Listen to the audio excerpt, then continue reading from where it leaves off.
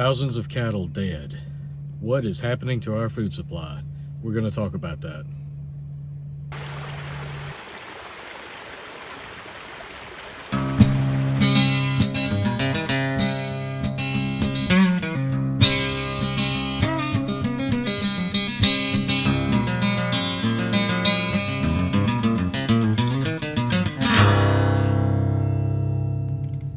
Hey folks, so by now you've probably seen the videos that are going around in regards to the thousands of cattle found dead.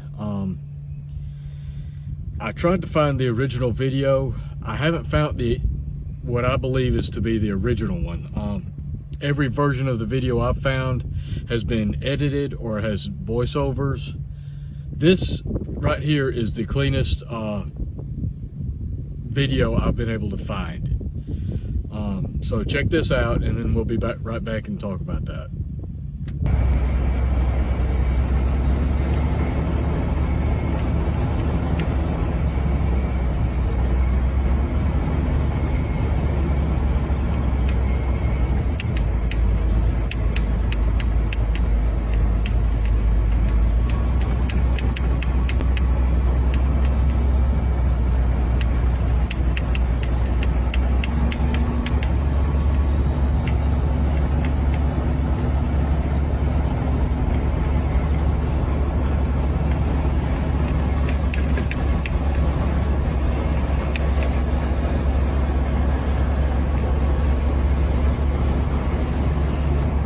Okay, so what you're seeing is a video of a Kansas City or a Kansas feedlot where thousands of cattle died purportedly from heat-related issues. All right, so I'm not an expert on cattle, so I had to do some digging on this, do a little bit of research, and I listened to some videos from some people that are in the industry to get a better understanding, to get some context on what's going on here. So let's look at the video itself. The video shows, as you can see, a whole lot of cattle dead on the ground, and they're just lined up. So I'm going to readjust my camera here for just a second. All right, sorry about that. So there's not a lot that we can gather from the video itself other than there's a lot of dead cattle being lined up in this big open space. It looks like there's some either forklifts or bobcats or something moving some of them around. You can't even get a good estimate of how many are actually there. Reports are that there's somewhere between 2,000 to 3,000 cattle dead in that one video. Other reports are saying 10,000. Okay, so from what I've been able to gather from my deep dive on this, that particular feedlot, they lost somewhere between 2,000 to 3,000 head. The number that everybody keeps throwing around, 10,000 cattle died mysteriously. Well, no, that's a little misleading. We have to look at that in context and look at it honestly. That number is misleading because from what I've been able to find and from what I've gathered from people that are in the industry that actually live and operate farms in that area, the 10,000 number actually comes from statewide deaths for Kansas for the I believe possibly for the year up till now, for the entire state. So that number is a little bit misleading.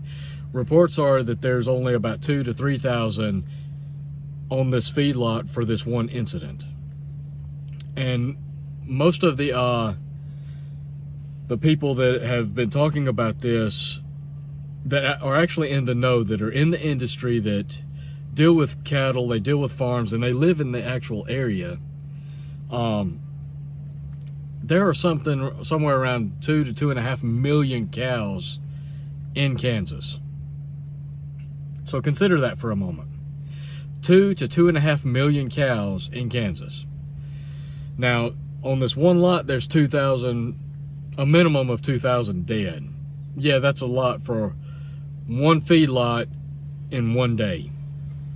And even they will tell you that's an insane amount of cows for one feedlot to lose in one day. But this number that's being thrown out, this 10,000, that's 10,000 cattle dead statewide. And when you look at it in context of how many are dead, the fact that the area that it covers and the time frame, which I believe they're talking about this so far this year, that's a small drop in the bucket.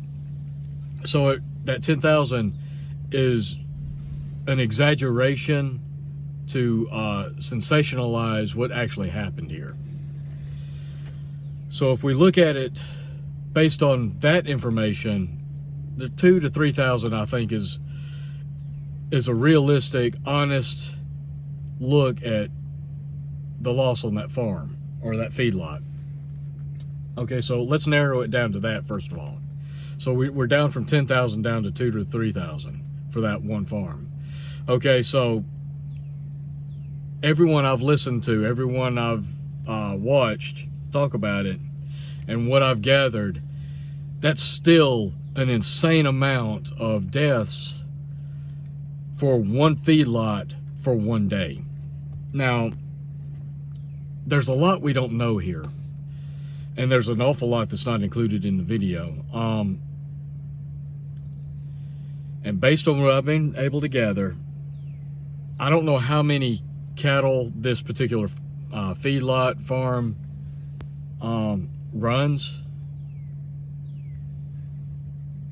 but even people in the industry, again, they say this is an excessive amount. It's not unheard of to lose 1 or 2 or maybe even 3 or 4 or even half a dozen to heat-related issues in a day.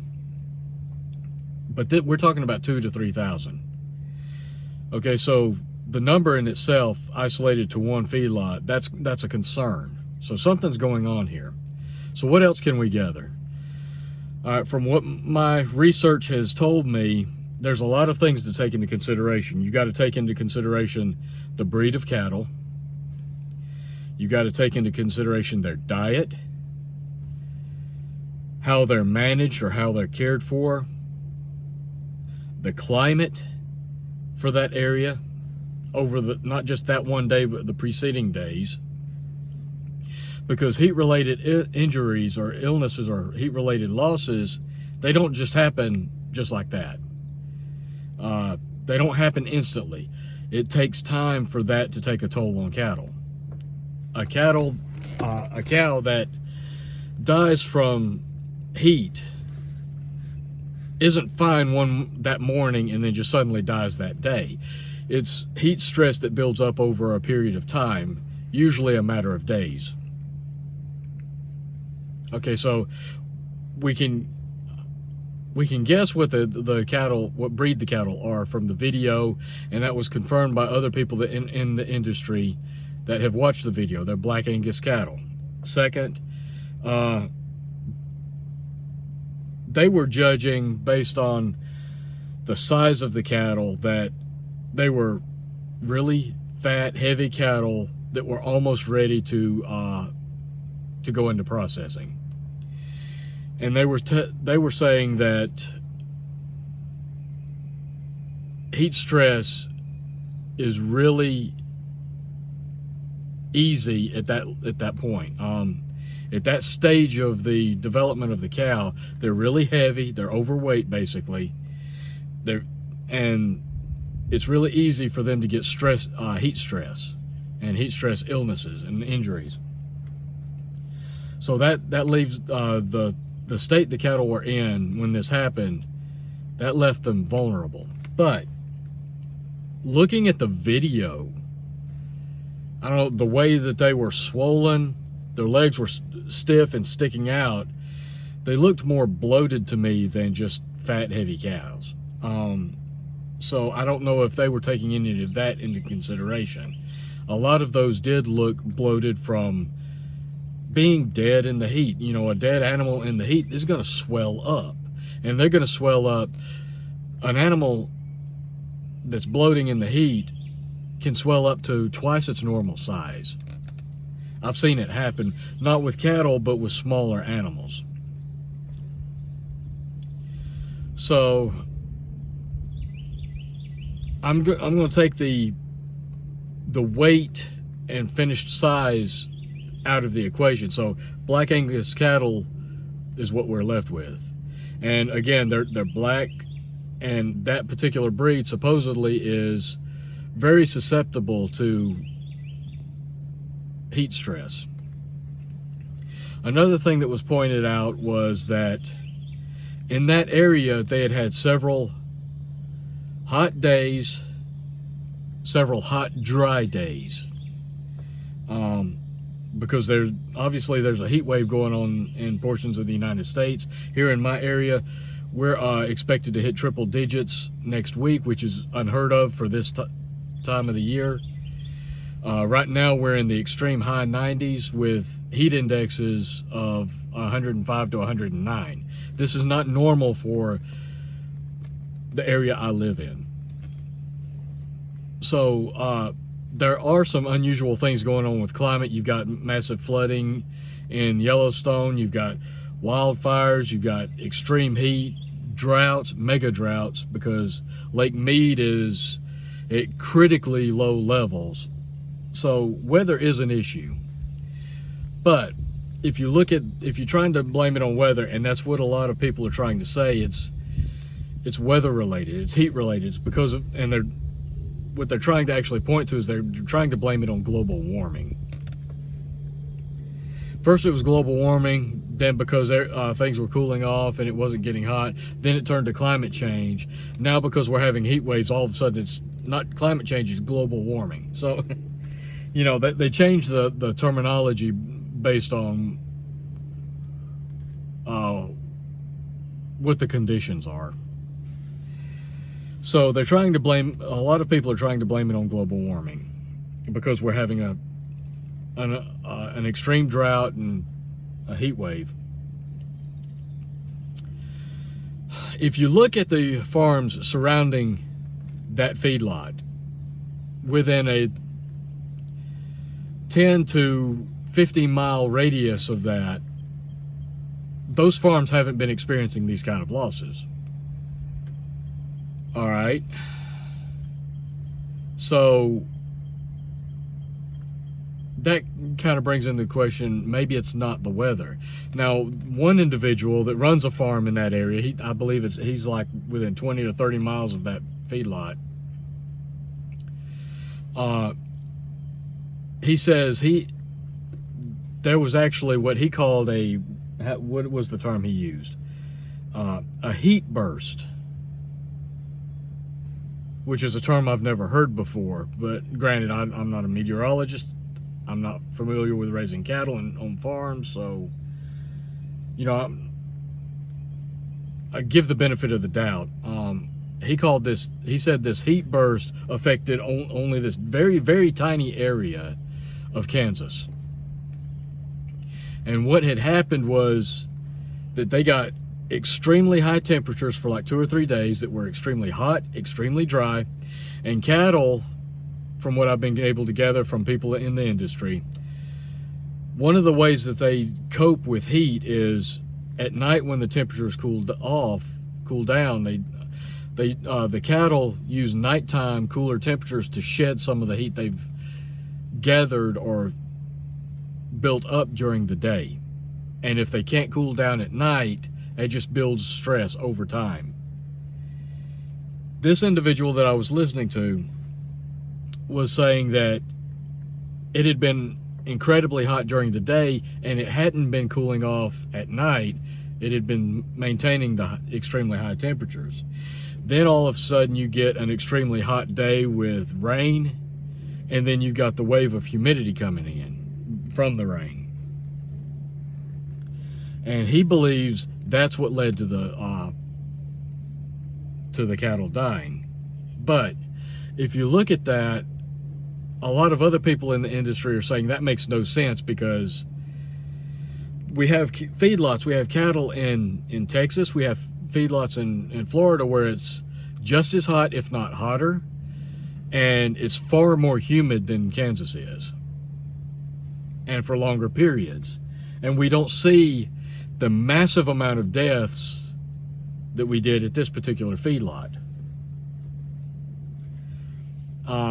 Another thing to consider is that I almost forgot to mention was, some people are saying these 2,000 to 3,000 cattle were on one feedlot. Other reports are saying they were scattered over a handful of feedlots. That I don't know. I haven't been able to verify any of that. I can't seem to narrow it down whether it's one feedlot, what feedlot it is, and if it's multiple, which ones it is. So there's an issue with that. But I'm assuming because they're all gathered together, it's probably just one big feedlot. You're not seeing these kind of losses in Florida. You're not seeing these kind of losses in Arizona, Nevada, New Mexico, Texas, what have you. It only happened in this one little tiny area of Kansas, and the 20, 30 miles away from that area, even in Kansas, within 20 or 30 miles, there was no losses like this. So it's raising questions to me that something suspicious happened. It brings up two possibilities. One, mismanagement by the feedlot. Okay, what do I mean by that? Well, feedlots have ways of keeping, of monitoring the health of their livestock, and when there are issues arising, they have methods of cooling these animals, or managing the illnesses and issues that they see arise. One possibility is that there was severe mismanagement at this particular feedlot, where they didn't notice what was going on, they didn't catch it, they didn't manage it properly, and it resulted in massive deaths. I really don't think that's what happened, because if you look at each of those cows is worth at least $2,000 a head. So look at the amount of money you're talking about there. Hundreds of thousands of dollars. Into the millions, really. So, I really don't think mismanagement would be an issue there, because if you've got that much money invested in livestock, you're going to watch them, you're going to care for them, and you're going to do everything in your power not to lose them. Another issue that was brought up in another video that I watched was that there are people that actually go after and try to kill cattle for environmental reasons, because they see cattle as a threat to environmental protection. They're these extreme left-wing radical people that think cows are destroying the planet, and they think that if they kill the cattle, they'll destroy the meat industry and they'll save the planet. He said there's a lot of that going on, but they're usually small groups. But they have learned to target large amounts of livestock. So there's that as a possibility, that somebody went in there and possibly poisoned the cattle. Again, there's a lot of information we don't know. We don't have toxicology reports. We don't have any examinations from vets to determine if there was an illness present, if there was something wrong with the feed, something wrong with the water possibly. So there's a lot of variables that could have caused this problem. We just don't have the information for. Maybe they'll release it, maybe they won't. I don't know. But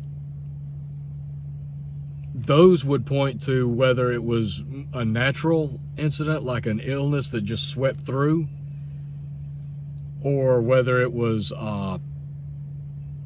some nefarious incident where somebody went in trying to poison them for whatever reason. Another theory is that, well, the government sent people in to kill them to try to restrict food supply to push us further along the Great Reset. I'm not entirely sure if I'm in line with that one myself right now. There have been incidences where I said, okay, this is one of the theories, that the government's behind it, the politicians are behind it, they're doing this on purpose to destroy the food supply so that they can push their agenda. And then it comes out that I find more information on the subject that just leads me to believe, okay, I've had to reanalyze my standing on that subject and say, okay, my original stance doesn't really hold up. This is actually convincing me that something else happened, that it was more intentional, so I'm changing my stance. That has happened. And I'm a big enough guy, I can say, okay, my original theory, my original belief on this was wrong. I've had new evidence come in, I've had new information, I've re-examined everything. I was mistaken, so now I believe this. I'm a big enough guy, I can admit that. Something suspicious did happen here. My stance is something very suspicious did happen here. Whether it was radicals going in trying to kill livestock because they thought they were protecting the environment and because they hate the meat industry, I don't know. Could it be the government and their shady deal to push the Great Reset? That's possible too. Honestly, at this point, I don't know what to think or what to believe. My gut feeling, based on all the information that I've gathered and all the videos I've listened to, listening to people that know about cattle, that live in the area, that know about the industry, I don't believe one farm could have 2,000 head of cattle die just from heat. I just don't see that happening. And you couple that with farms slaughtering tens of thousands of chickens, all because one tested positive for bird flu.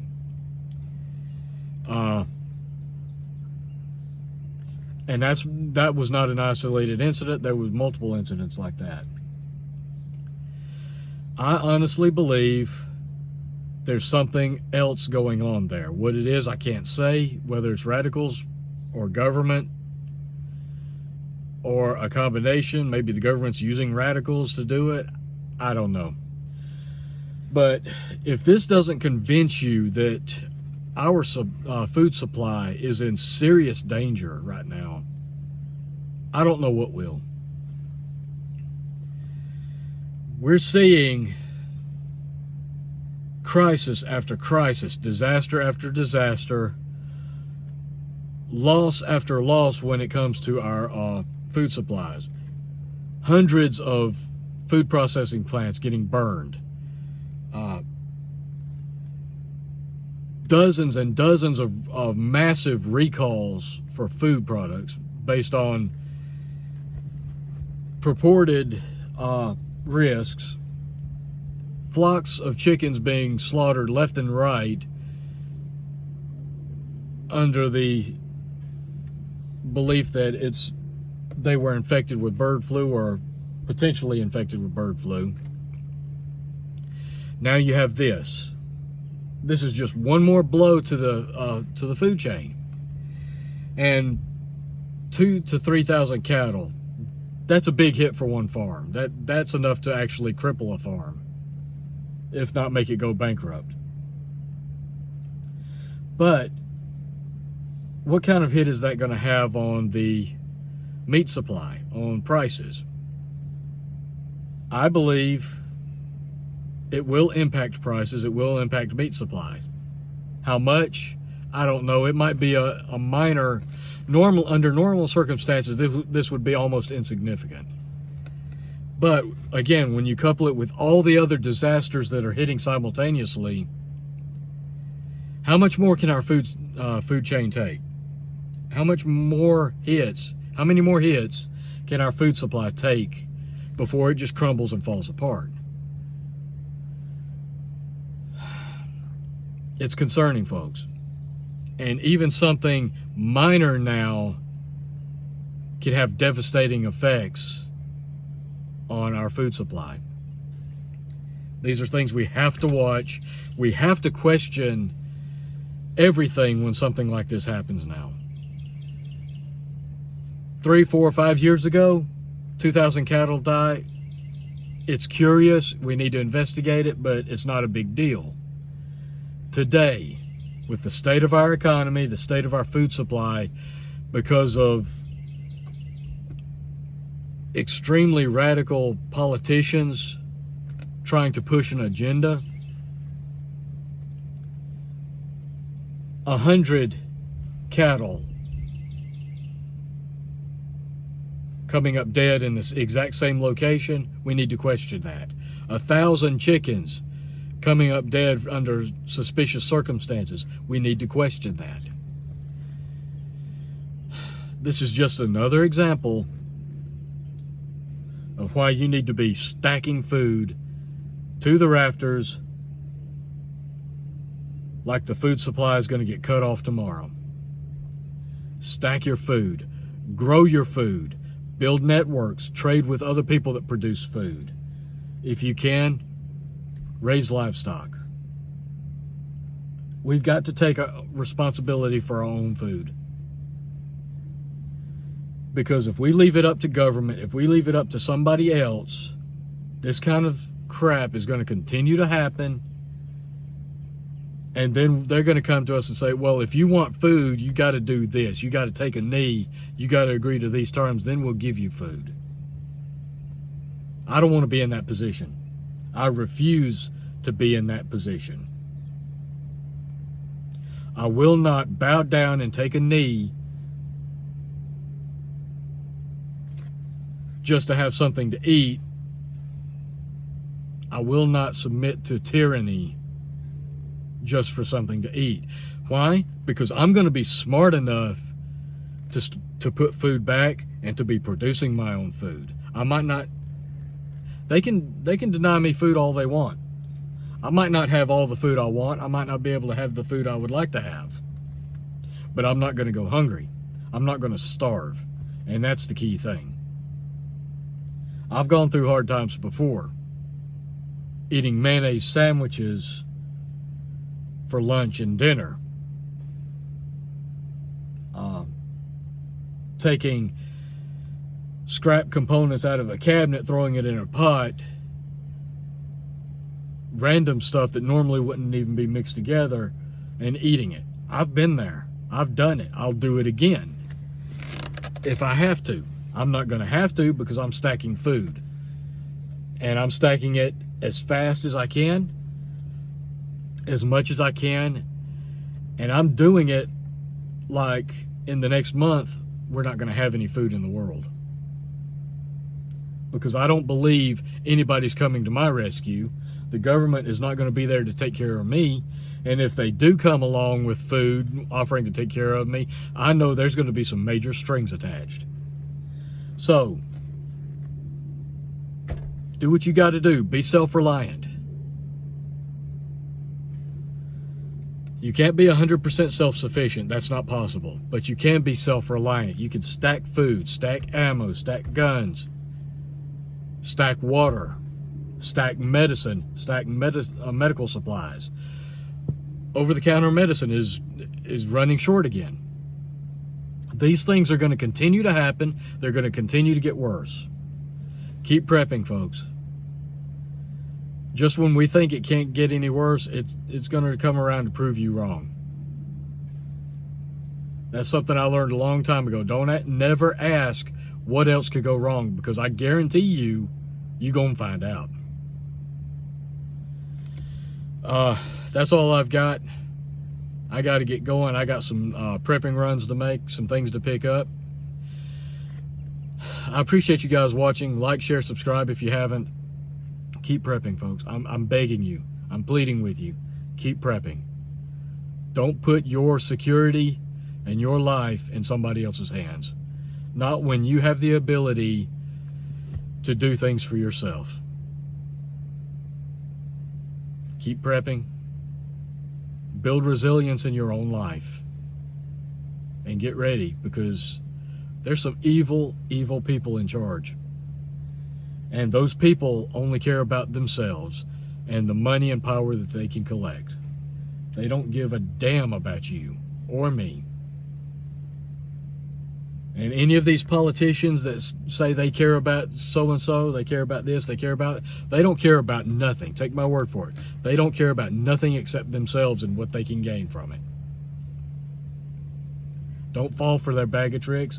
Don't fall for their lies. Keep prepping. Build resilience in your life. Folks, take care. Stay safe. Stay vigilant. Take care of each other, because we're going to need each other before this is over with. Until next time, that's all I've got. I'll catch you later.